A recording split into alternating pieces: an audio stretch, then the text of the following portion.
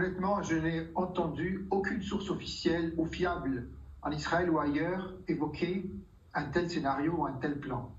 Néanmoins, cela, je ne vois pas en quoi c'est absurde ou choquant.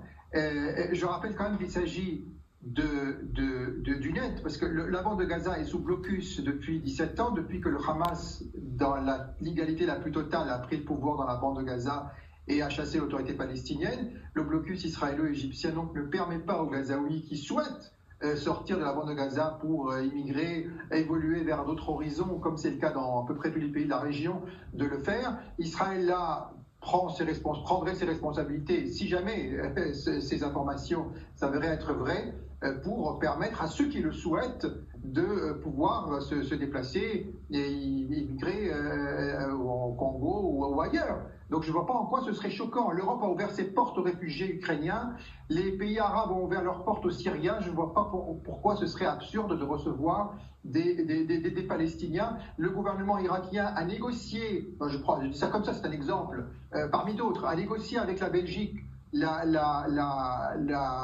l'absorption de 50 000 Irakiens chrétiens du nord de l'Irak, et ça n'a choqué personne. Il n'y a eu aucune condamnation. Aucun ministre des Affaires étrangères arabe n'a parlé d'épuration ethnique en Irak, alors que Israël est accusé avant même qu'il y ait la moindre information officielle. Ouais, voilà, option donc.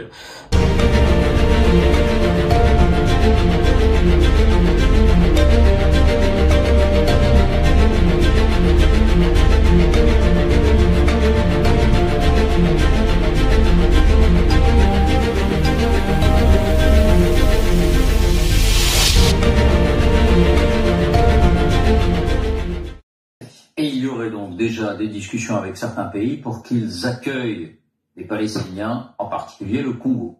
Oui, d'abord parce que Benjamin Netanyahou, selon des propos rapportés par des députés du Likoud, apparaît lui-même comme favorable à cette idée. Il aurait même évoqué un processus déjà en cours.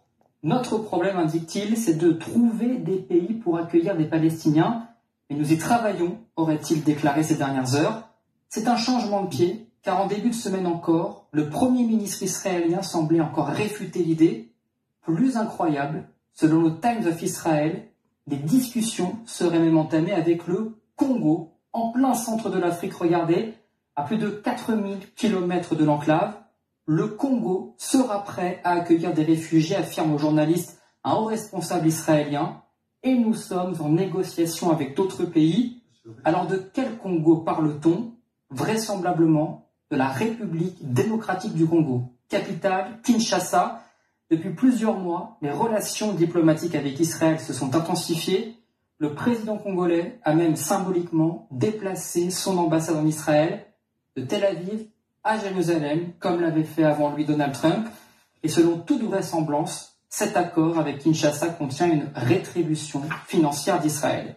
Alors quels sont les autres pays évoqués? Eh bien, il y en a un autre, dans un registre différent. C'est l'Arabie Saoudite, le pays étant en plein essor dans le secteur du bâtiment, et il manque actuellement de main-d'œuvre. Voilà, ce serait là des Palestiniens pour aller travailler dans le bâtiment saoudien. Alors on se dit évidemment, mais et les États-Unis? Comment les États-Unis peuvent-ils une seconde laisser faire? Ils semblent pris de court. Oui.